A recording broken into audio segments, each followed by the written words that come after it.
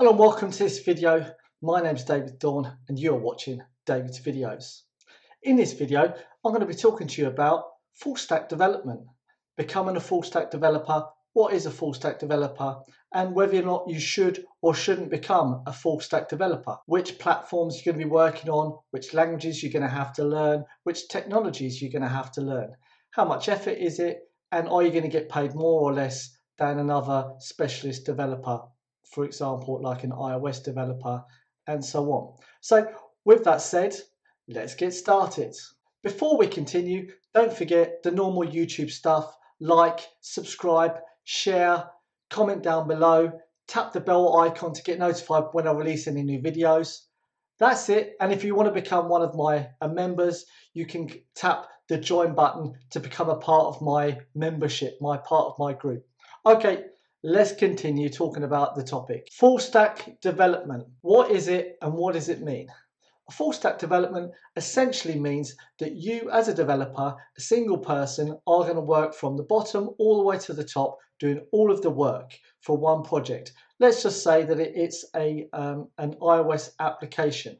Wait a minute, you just said it's a full stack developer doing all of the technology. That means I've got to learn iOS. Yes, you will. And that iOS project speaks to a server. You've now got to implement that one server, the database. So it means now you've got to learn MySQL.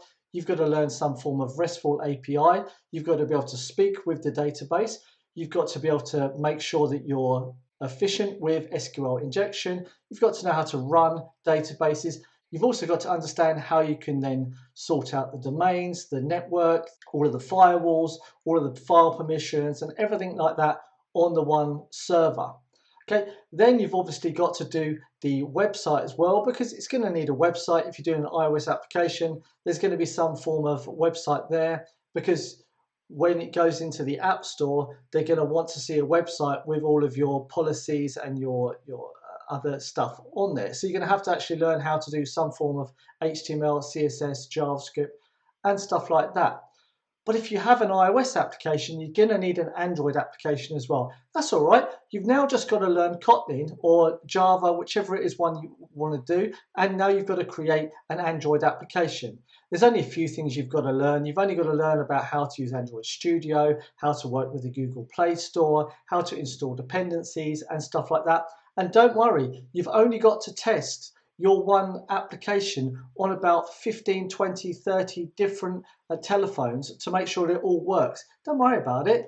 And then once you've got the iPhones, you've got to make sure that you keep it up to date for all of the different technologies that are there. So don't worry, full stack development is all fun, as we can see. All right, but then obviously you've then got to concern yourself about all of the server and make sure that is up to date with load balancing and yeah, if you do get too much traffic from your app to your server, does it work? Oh, you've also got to learn about push notifications, how to control that on your server as well. There's only a few things you've got to learn to be a full stack developer. Don't worry about it. Don't panic. There's only a few things to learn. And if you're just setting out to be a full stack developer, don't worry.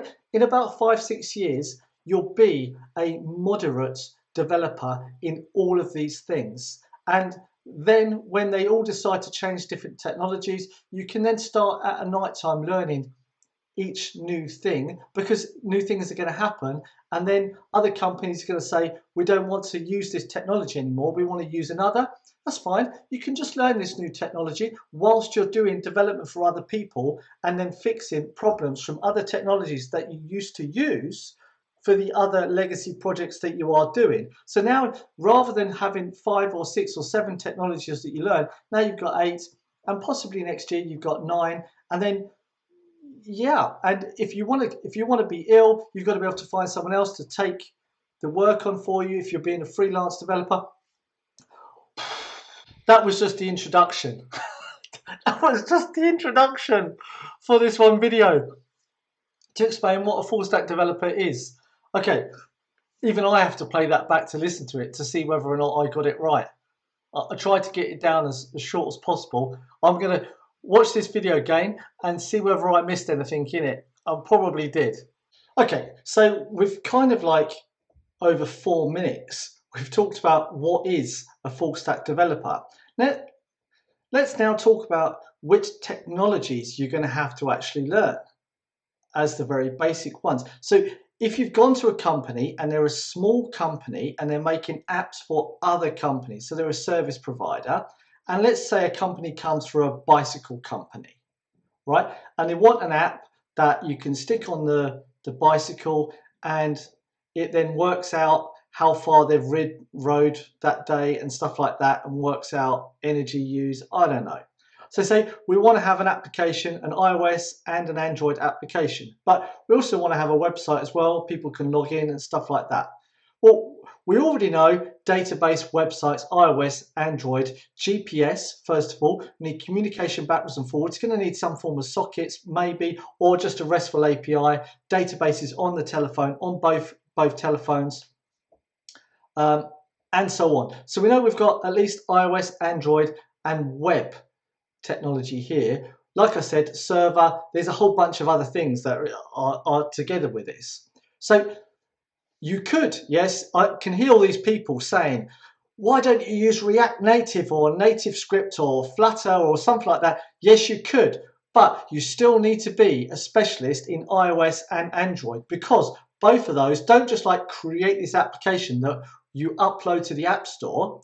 They still need to be in an iOS project or an Android project, and some of the technologies like GPS and so on, you need to have specific permissions inside of those applications. So you need to have knowledge on both of those platforms for them to both work correctly. Now, if you're just going to show simple lists of stuff like that on both Android and iOS, and it's super basic, yes, you can use it. But if it's anything more than that, it starts becoming complicated. And if you want to have cameras and all of the native elements of an iOS or Android app, it starts getting complicated, and this is where the full stack comes into it.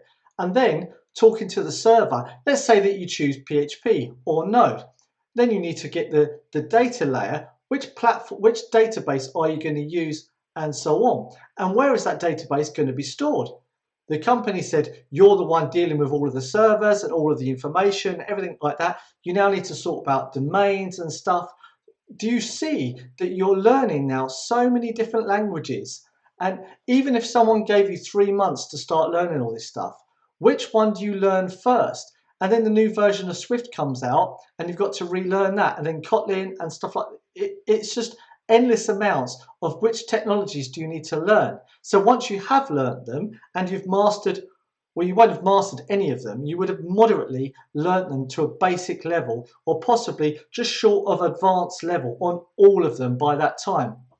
And like I said, by that time that you've actually mastered it, you're now wanting to find a job, and then the job placements are saying you need to learn this other technology to be able to do it. So now you've got to learn this other technology to master that to get into this one job. And then there's a whole bunch of moderate developers all looking for moderate jobs, badly paid, from companies that don't want to pay specialists like iOS developers, Android developers, server administrators, web developers, responsive web developers.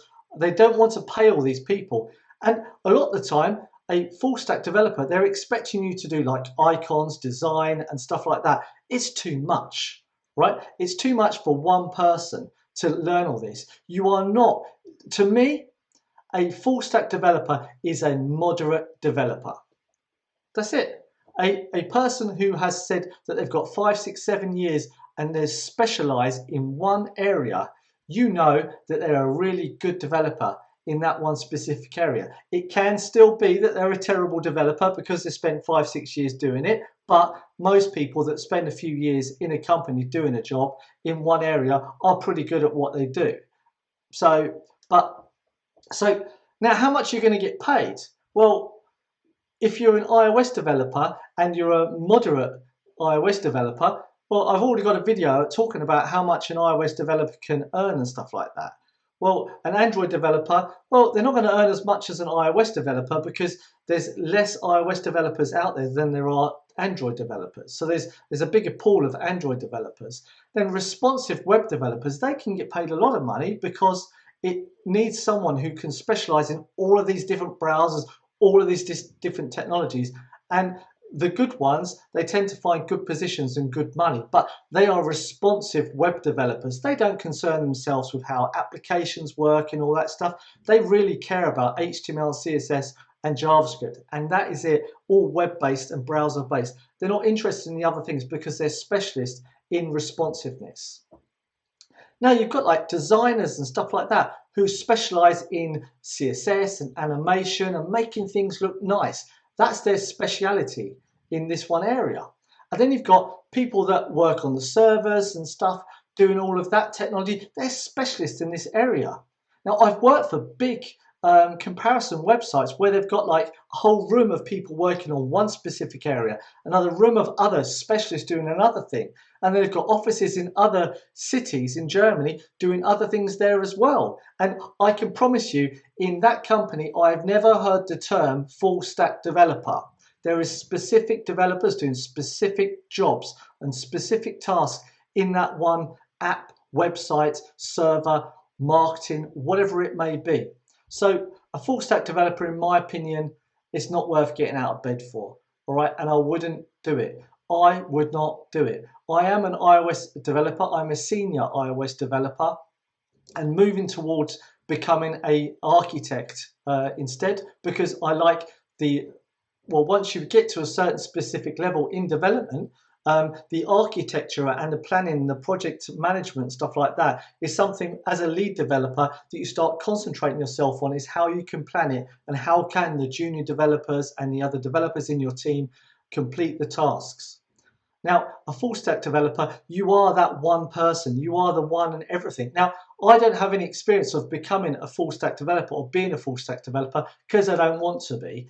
Because you shouldn't need to be. If you're a specialist in your job, you'll get paid good money and you can find good jobs. You don't need to accept these jobs where they say, learn everything.